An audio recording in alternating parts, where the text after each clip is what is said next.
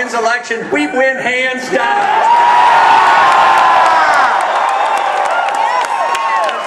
This is great. This is very, very nice, and thank you very much for coming out.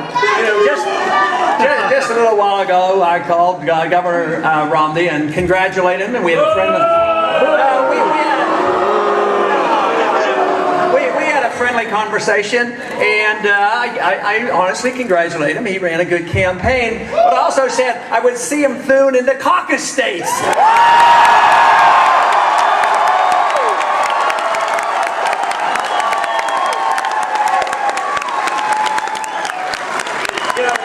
We've been having a fantastic trip, and not too long ago, a few days ago, we were up in Maine. Fantastic reception. Today we had 3 visits in Colorado, and they were fantastic. We visited with, and we probably had attendance well over 5,000 today. And it looks like we have a few hundred here tonight, to say the least.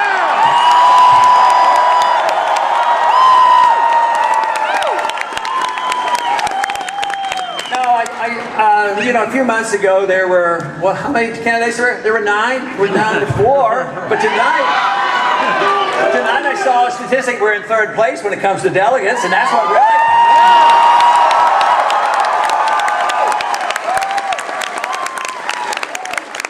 And we've only gotten started now.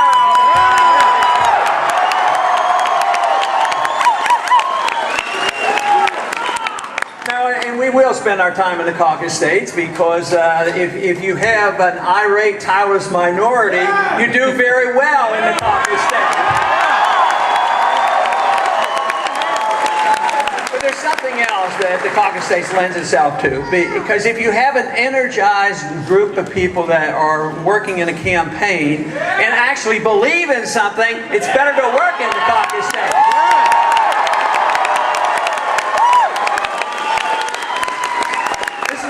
So fantastic with the campaign. I've been doing a little bit of campaigning for liberty for a long time. But let me tell you, something big is happening in this country, and it's all very favorable. There's a mess up in Washington. They've created a mess. They've given us a lousy foreign policy. They've given us a lousy budget. And they've given us a lousy recession. But where the wonderful thing is happening is in the grassroots. People are beginning to realize that the problem is too much government. We need more personal liberty.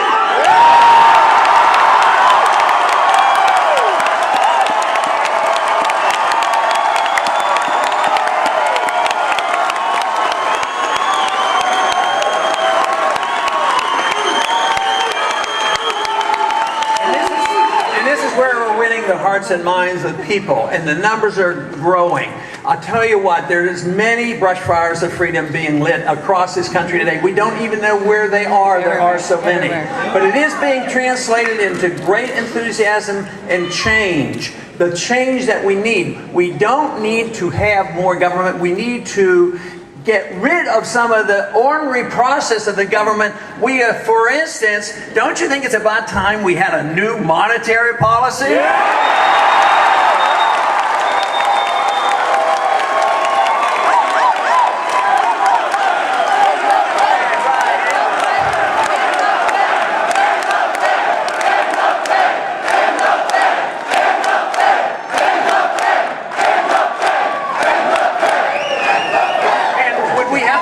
Something new. All we'd have to do is read the Constitution. They tell us it.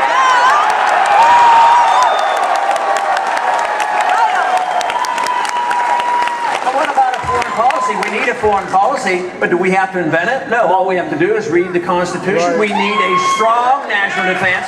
We don't need to be the policemen of the world.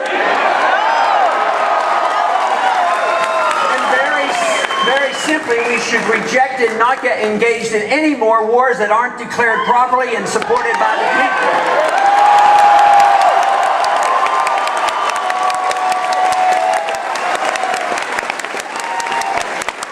You know, I've gotten some advice on the internet every once in a while, and the advice is, Ron, if you would just change your foreign policy, you would get a few supporters. they only knew that the support for the freedom movement comes with a sound economic and a sound foreign policy that makes sense.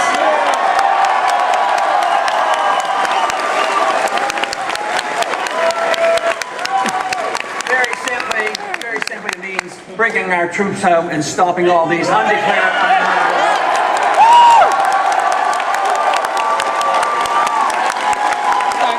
What would this do for our economy? I'd like to see all the troops spending their money here at home and not going over.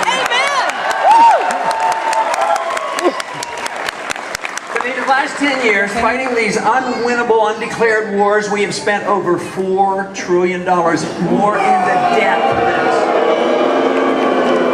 So there's a cost of life and limb, but there's an economic cost as well. And the American people are tired of it, and they're ready because they know this country is bankrupt.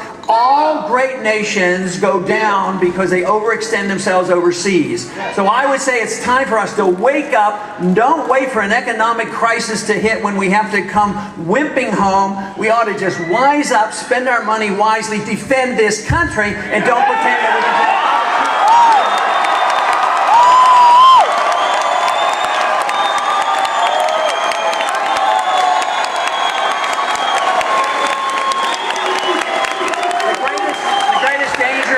Accept the notion that the government's supposed to take care of us from cradle to grave and we're supposed to be the policemen of the world is that ultimately is done at the expense of personal liberty. The purpose of all government should be the protection of individual liberty for each and every one.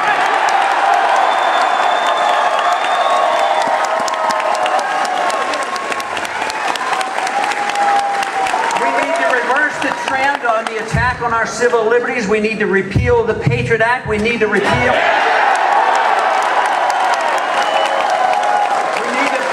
the provision that the president has the authority to assassinate American citizens without trial.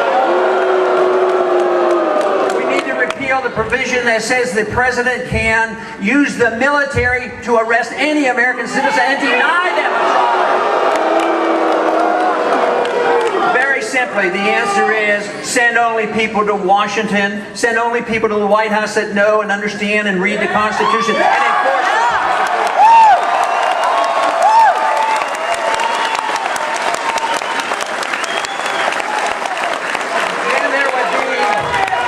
Then we would have the full understanding how you have a peaceful, thriving nation is you enforce the concept of liberty. Enforce the liberty for each and every one of us equally. This brings people together because people will use their liberty in different manners, but we don't have to fight over how they use their liberty as long as they assume responsibility for themselves and the consequences of all their actions.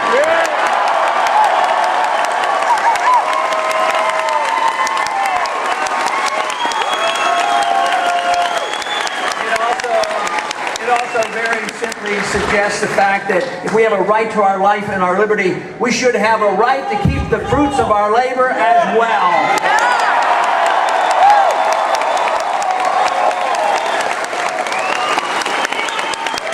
So we don't have to reinvent something. We can improve on our past, but we had a great past. We had a great Constitution. We had a great middle class, the richest and the biggest middle class ever, and we've undermined it with excessive spending, excessive taxation, a monetary system that is flawed, and a foreign policy is flawed. So all we have to do is return to our roots, and in this short time, we could have our peace and our prosperity and our reliance on ourselves with our personal liberty.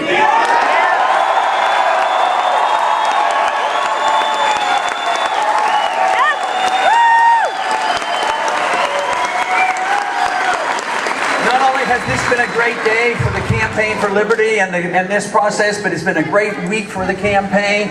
And believe me, it's been a great past 4 years because 5, 6, or 7 years ago, they really didn't know exactly what was happening. But with the crisis that hit, both the economic crisis that we had 4 years ago, the realization of the significance of our Federal Reserve System, as well as our flawed foreign policy, the people know about it. They're awakening to this. They're listening to this message. It's up to us to do something about it.